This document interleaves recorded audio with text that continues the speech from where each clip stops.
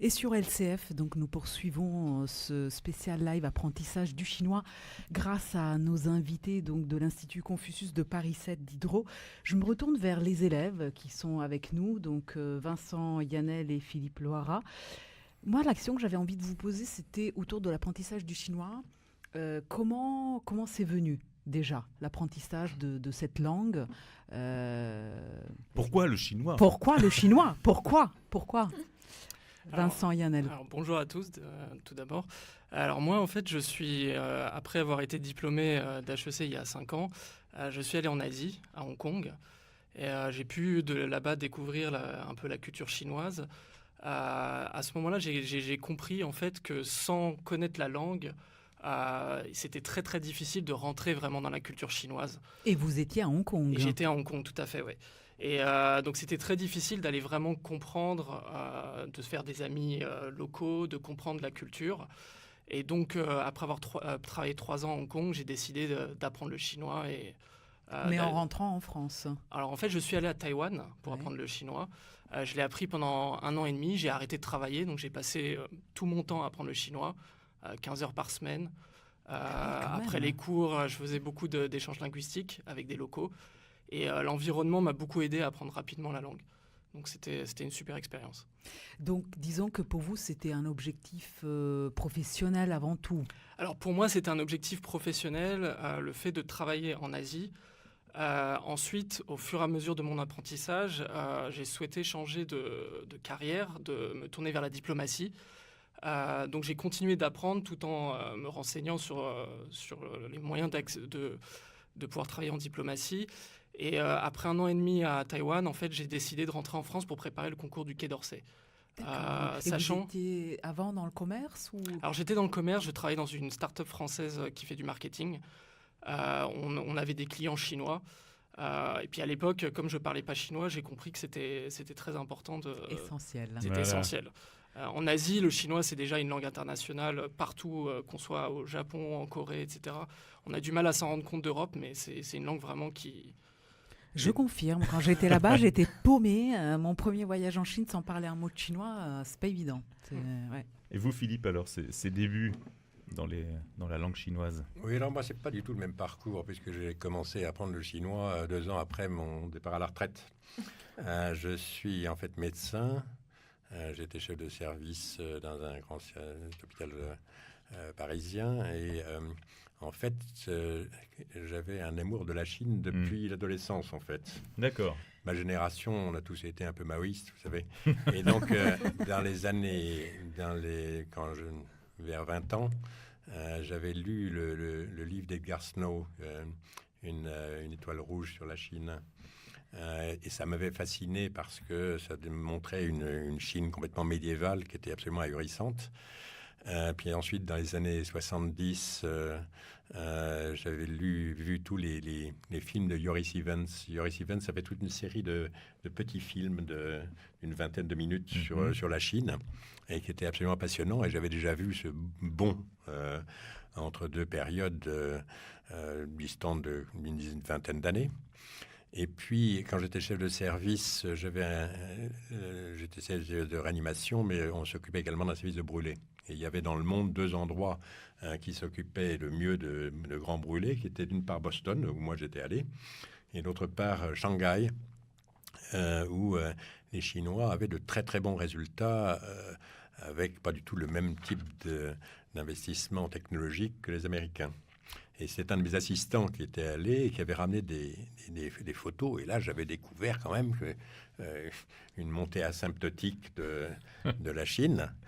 Ce qui fait que je m'étais dit qu'à ma retraite, j'apprendrais le chinois. Voilà. Il vous fallait du temps. Il m'a plus de temps à la retraite. Du temps pour pouvoir apprendre le chinois. Ouais. Parce qu'effectivement, jamais j'aurais eu le temps de faire ça pendant mon activité. Et donc, j'ai en fait eu une certaine difficulté à trouver un endroit. En particulier, je m'étais adressé à la Sorbonne, c'était donc il y a 7-8 ans. Et donc, à la Sorbonne, il y avait un endroit, mais il n'y avait pas assez de monde. Et donc, et donc il n'y avait pas cette année-là. D'accord. Et donc, en fait... Là, on parle d'il y a combien de temps? Il y a 8 ans, 9 ans. D'accord. Okay. Donc, hier, quoi. Mais c'est ça, en 10 ans, ça a et été... donc, Hier, on avait du mal à trouver un cours de chinois. Voilà. Ouais. Même à la Sorbonne. Hier, on avait du mal à trouver un cours de chinois.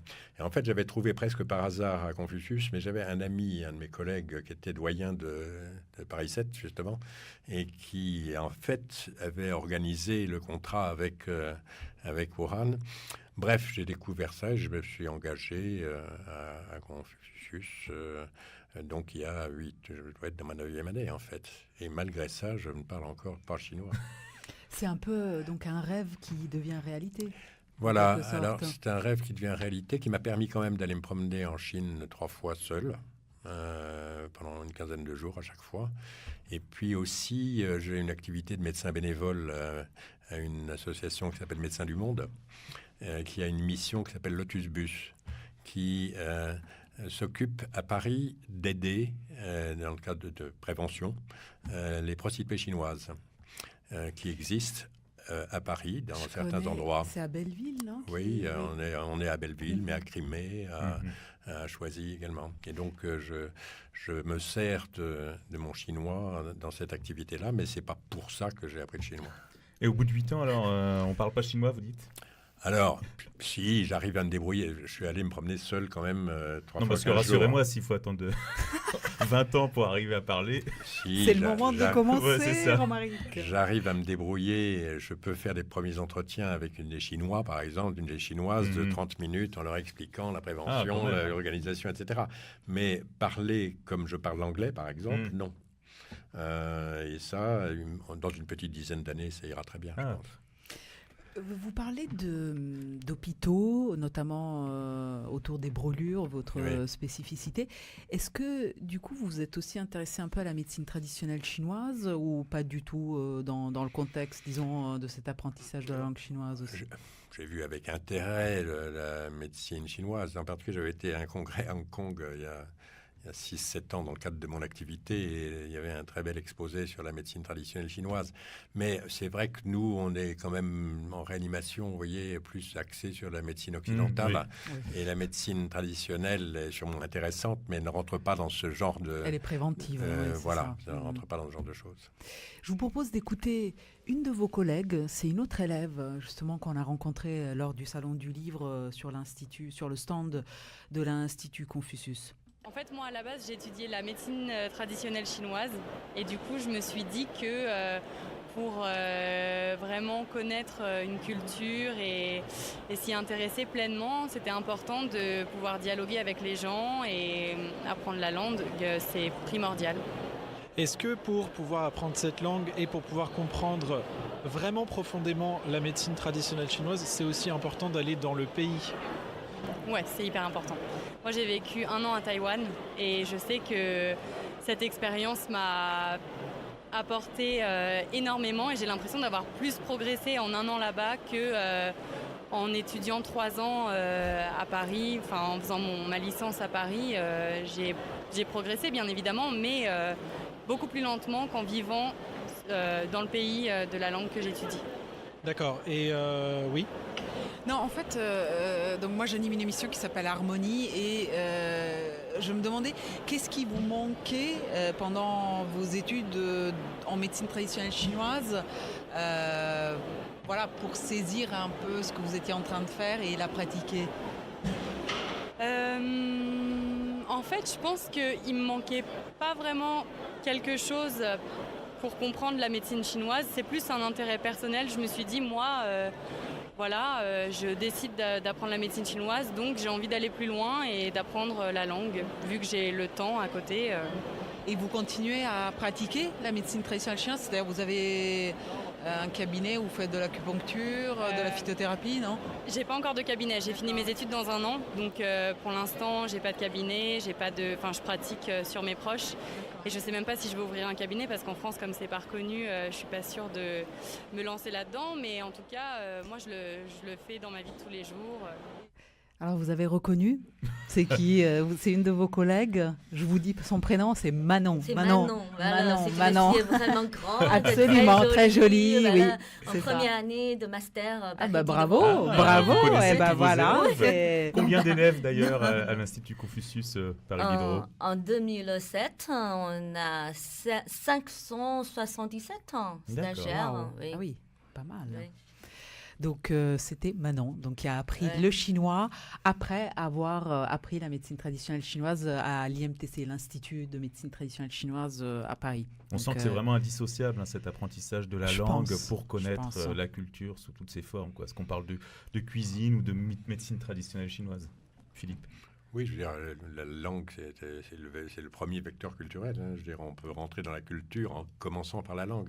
Je trouve ça même bizarre de commencer par la Par autre calligraphie chose, ou par la cuisine pour ensuite aller vers la langue. Après, la médecine traditionnelle chinoise, peut-être qu'effectivement, on se dit, on peut y arriver sans la langue, mais non, parce qu'effectivement, au niveau des plantes, au vraiment niveau de la culturel, terminologie, hein. je pense qu'il y a tout un tas de... Juste hein. Vincent, je suis surpris parce que Ouais. vous avez passé beaucoup de temps à apprendre le chinois et vous continuez à prendre des cours.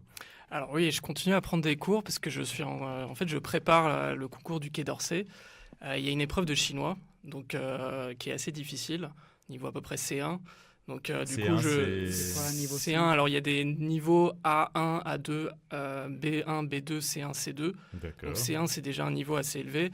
Notamment, on a une épreuve où on doit écrire un texte, faire une traduction. Donc c'est très important pour moi de continuer de travailler le chinois régulièrement, notamment l'écrit. Par Donc, rapport au c'est- niveau HSK, est-ce qu'il y a une... Alors HSK, c'est à peu près HSK 6 environ. D'accord, C'est ah le oui, niveau le donc plus élevé. Ah, d'accord. oui, On est beaucoup dans de les bons caractères, niveaux, hein, c'est on ça. doit connaître Ouais. beaucoup de caractères. Parce qu'on parle de la langue, il y a aussi les caractères. Mais C'est oui. ça qui est aussi difficile dans cette langue. Et alors je voulais aussi rebondir sur ce que l'élève avait dit. Je pense que l'environnement c'est très très important si on va apprendre le chinois, notamment à cause des tons. C'est Oui. très très difficile de communiquer en chinois si on n'a pas eu cet environnement qui nous permet d'avoir l'oreille de ces tons. Donc je pense que c'est important aussi d'être dans cet environnement pendant... Alors justement, on parle de ton, on parle d'alphabet chinois. On y va. En chanson. La chanson de l'alphabet sur Radio LCF.